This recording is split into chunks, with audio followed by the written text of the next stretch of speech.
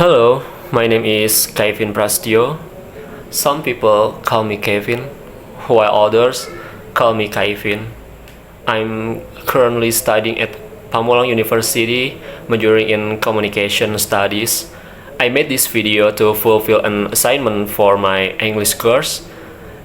In this video, I will share a brief review of a book I recently finished reading, titled 1Q84 by Haruki Murakami. I've always believed that the world holds many doors, and books are one of the keys. I didn't come from the future, but I believe in the possibility of parallel worlds. I can see the little people, but I know that every absurdity hides a deeper meaning. I'm not here as a critic, but as a reader who got swept away, lost, and finally decided to share my small journey through the labyrinth of Haruki Murakami's words. Today, I want to invite you to walk with me through a strange and hazy world, what Murakami calls 1Q84, not 1984. But IQ 84, a world with Q, where Q stands for question. So, what would you do if one day you realized that the world you're standing on had slightly shifted? The sky is still blue, trains still run, people still smile, but there are two moons in the sky. One large as usual, another smaller, pale green, quietly watching. This is the world of 1Q84. A world no longer rational. A world distorted. 1Q84 is not just one book.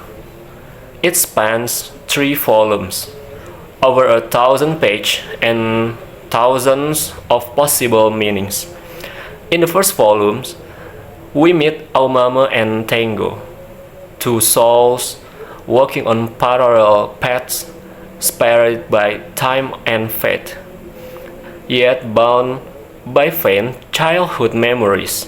Aumame is a calm, methodical assassin, and Tango a math teacher who also ghost writers.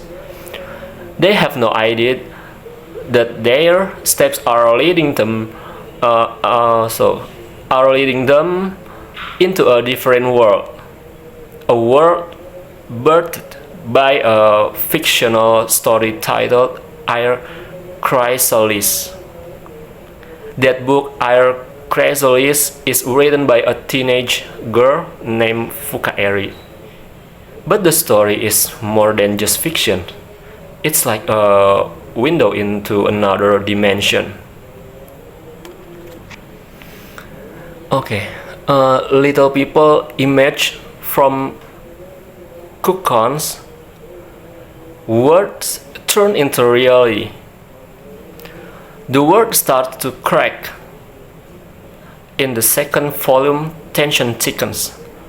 The world of 1Q84 becomes more real and more dangerous. There's a mysterious cult called Sakigake. There's power, abuse, and hidden violence. Aumame becomes a fugitive after assassinating Sakigake's leader. Tango begins to feel like this world is no longer his home, and we, as readers, slowly realize they are not just searching for answers, they are searching for each other. Like a broken radio, signals still trying to connect. Then comes third volume, where everything culminates. not with a big explosion or dramatic escape, but with silence, loyalty, and quiet hope.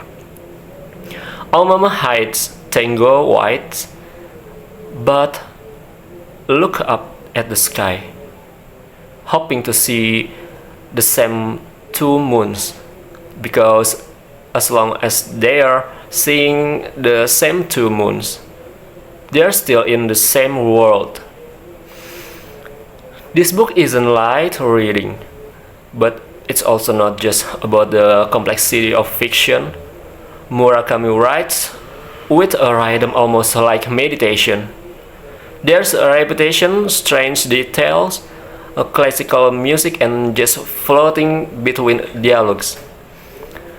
Each character carries a profound silence, as if they all know that behind really lies another layer that can never be fully understood, only felt.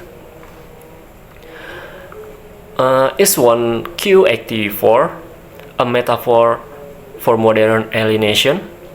Or is it a hidden critic of power, religion, or reality itself? Maybe, but maybe it's simply a story of two people lost, trying to find their way back into each other's arms. Because in the end, even a strange, puzzling, and sometimes cruel world, love remains the only compass we can trust.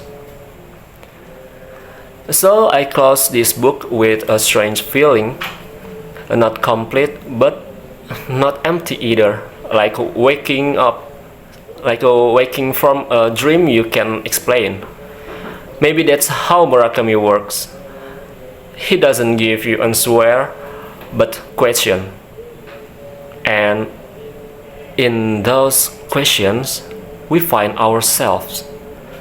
So thank you for listening. If someday you look up and see two moons in the night sky, maybe it's not your imagination.